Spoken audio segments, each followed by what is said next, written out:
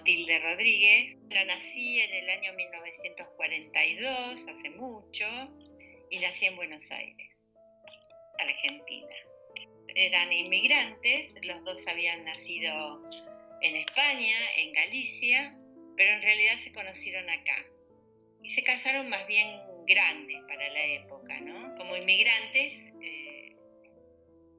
compartieron una vida dura. Mi papá era de carácter muy fuerte, y mi mamá era más bien como que no podía con tanta fuerza, ¿no?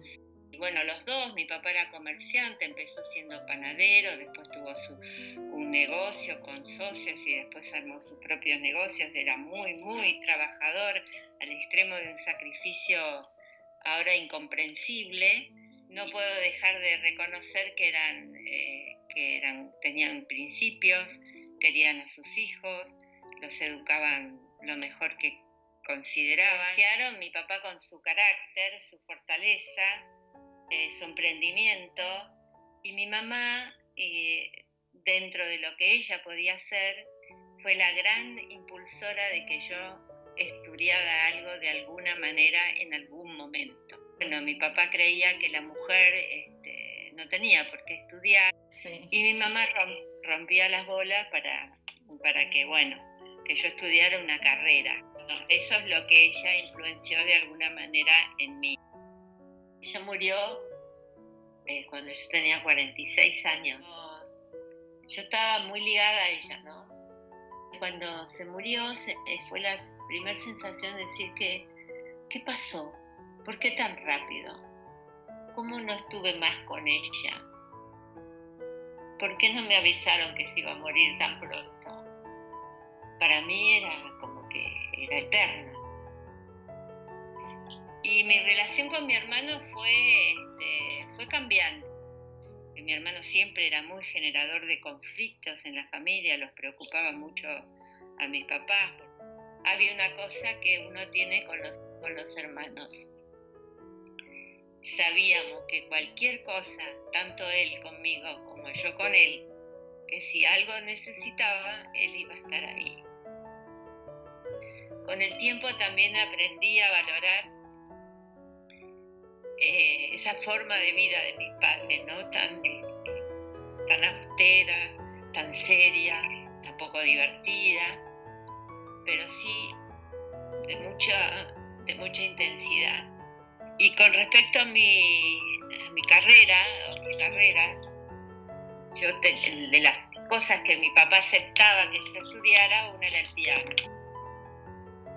Así que terminé los 5 años restantes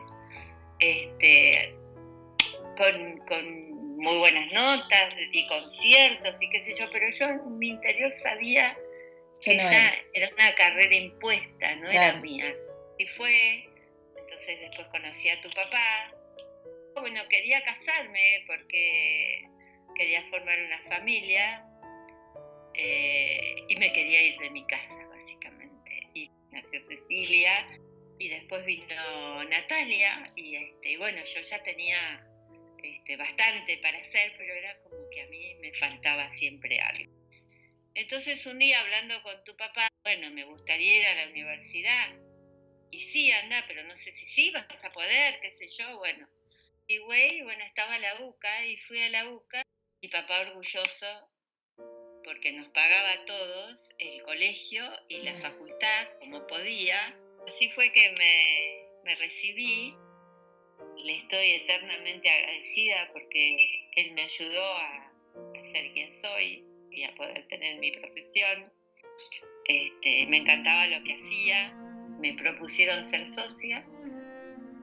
Fui socia y bueno, fui socia durante 10 años en que decidí que me tenía que separar.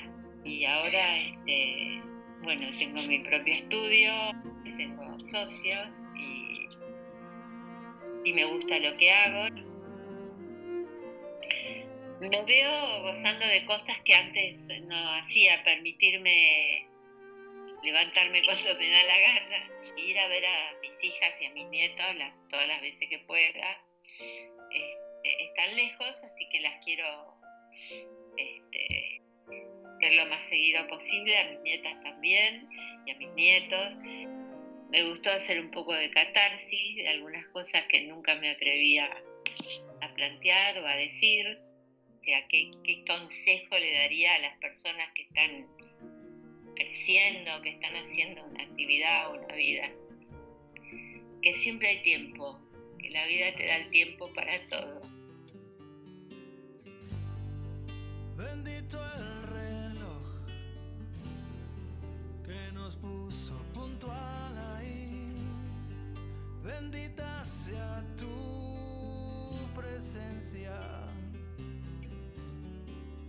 Bendito Dios por encontrarnos.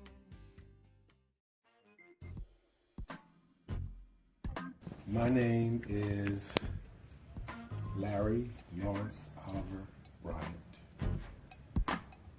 I was born in Coatesville, Pennsylvania. At the age of about 2, I was moved to Philadelphia with my father. And I was raised in Philadelphia from the time I was 2.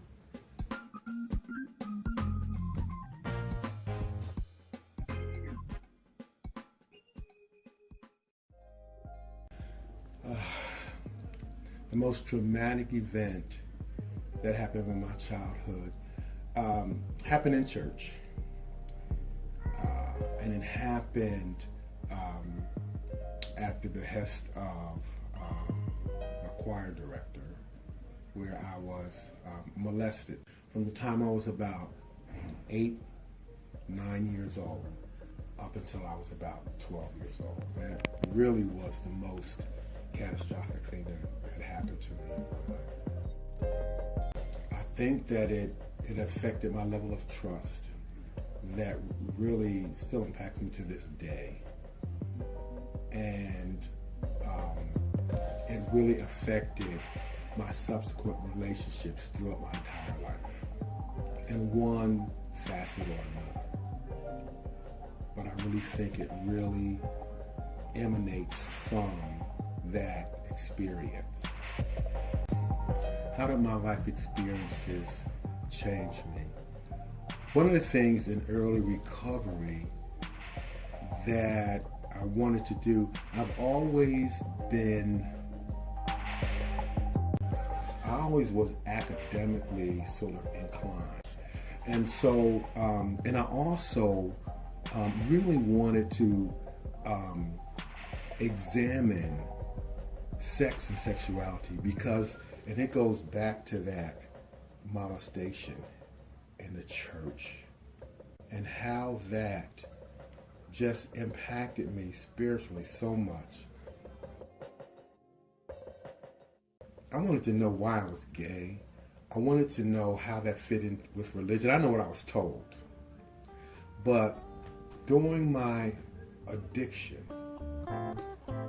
when I was really, really trying to get clean, and I was just really conflicted and I couldn't stay clean, there was a minister that, his name is Carl Bean, right, who is a bishop now, who's one of the first openly gay bishops. I went to him and I was in tears and I was saying, I don't know what to do, I can't stay clean. And he really shared with me that what we have all been taught about sex and sexuality and homosexuality wasn't something that had to be our own truth. My truth is that grateful for being alive because I've come through an era where I never thought I would reach 65, where I never thought I would not only, graduate from Emory with a master's, but also graduate from the University of Georgia with a doctoral degree. Or that I could go from being totally addicted and homeless and hopeless to being a professor at major universities where, and when we talk about my belief system, part of how I live, and that is you can do anything that you set your mind to.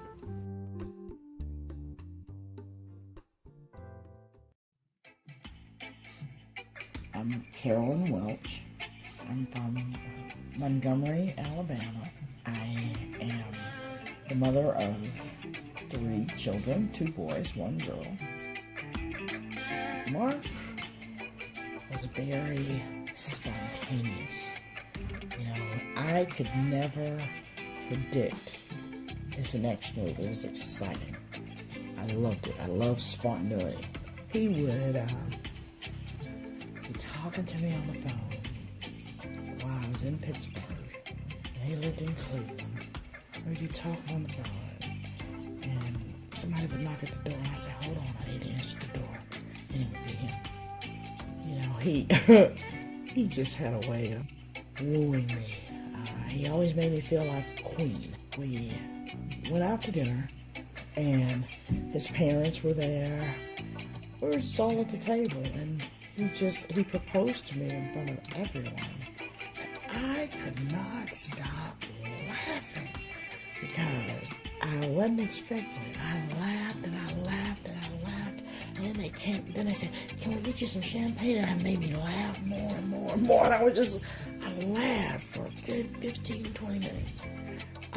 Beautiful 2-carat ring. He was just always full of surprises. The breakup was very difficult. I found out when I found pictures of a friend, my trust was betrayed, and we never lived together again. We had gotten to a place where he and I developed a friendship again, you know. Oh, Mark had went to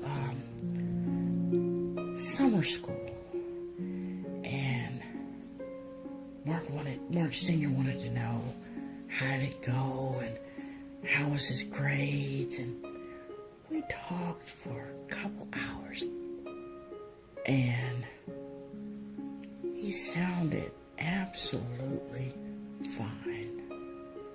I did not detect anything. And then, I don't know, probably about 2 o'clock in the morning, I get a phone call from LaTanya that he's dead. I told her she was lying. I don't believe you.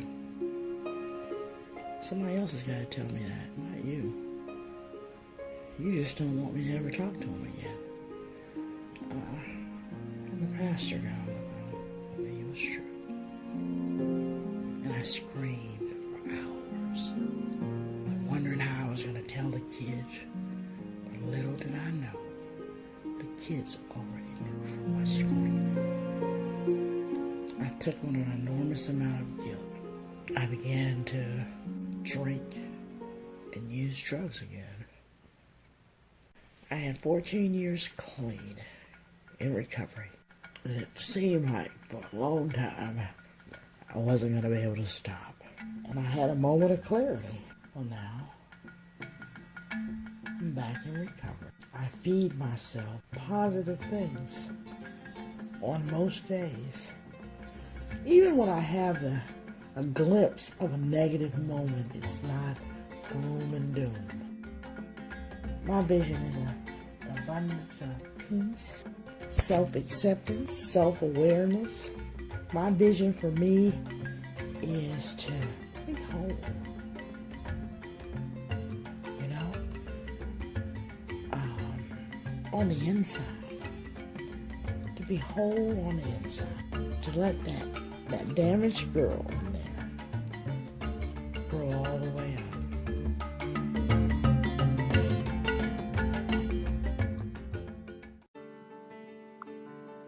She has big, searching eyes that see the good in people, despite the evil she has seen, and has a comforting kind of eternal beauty, her skin like the folds of a velvet shawl.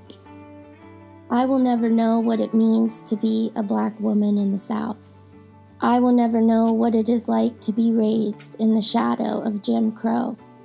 I will never know how it feels to leave everything I've ever known behind, to free myself of the shackles of Southern law and hate.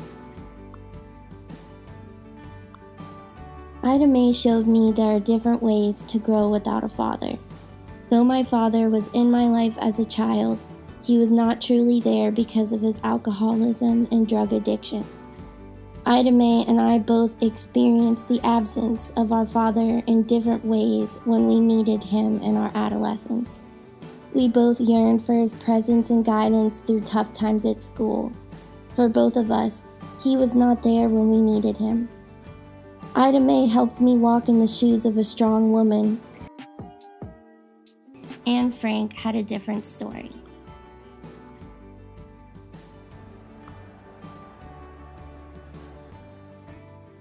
Though we were unable to tour the Museum of Anne Frank in Amsterdam, it was still surreal to see where her and her family had to hide from the Nazis during the war.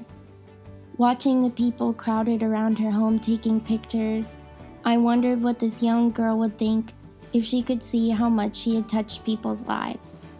I remember reading her diary and learning about the Holocaust as a young girl myself. Our lives were so different, and I couldn't have even realized back then how privileged I was to grow up the way I did. None of us can even imagine to know what it was like to face what Anne Frank and the millions of other people faced during the Holocaust. On that day in Amsterdam, I thought of all of us and how lucky we were to be there and how lucky we were to openly be who we are.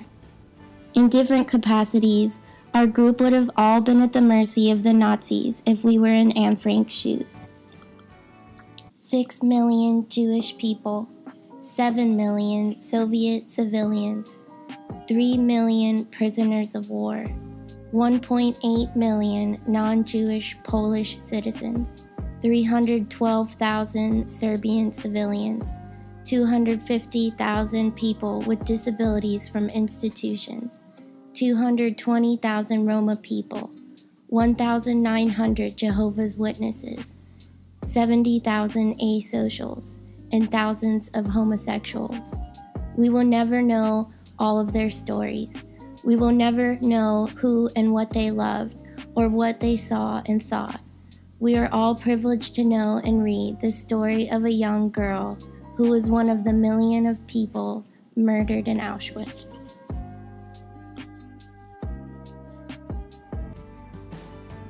In our last meeting, we all shared stories about what we went through to get into our programs and come on this trip. I won't forget what it meant to me to know how we've all worked hard to get there. I am proud to have shared the warmth of other suns with all of you.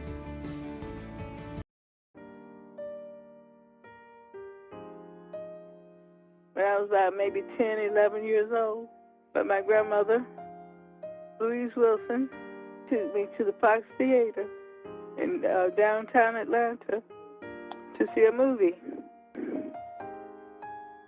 We rode the bus. We had to sit in the back of the bus. And we had to exit the bus from the rear. So she paid my fare. She paid our fare. And I started going to the front door of the theater. And my grandmother stopped me. She said, "No, you can't go that way." And I said, "Why not?" I said, "We paid our fare." She said, "No, we have to go around to the back." And I kept asking her why. She kept walking. And we got around to the back of the building. This is the Fox Theater in downtown Atlanta. And she said, "We have to go up these stairs." They were very tall stairs to the balcony, very dirty and smelly up there. And I was upset because I looked down below and all these plush red velvet seats with not hardly anybody there. And I kept asking my grandmother, why could we not sit there? She said, because we're colored. Colors cannot sit on the first floor in the theater. And I was very upset. So even though she had spent a lot of money, she said, "Do you want to leave?" I said, "Yes, ma'am, I don't want to stay here." Atlanta was one of the most segregated cities in the country. And even though we were predominantly black then. We still are now. Things have changed, but they're still the same in Atlanta. So that's how it was growing up in the South. Even though we were capable of doing a lot of things, we were not allowed to do a lot of things.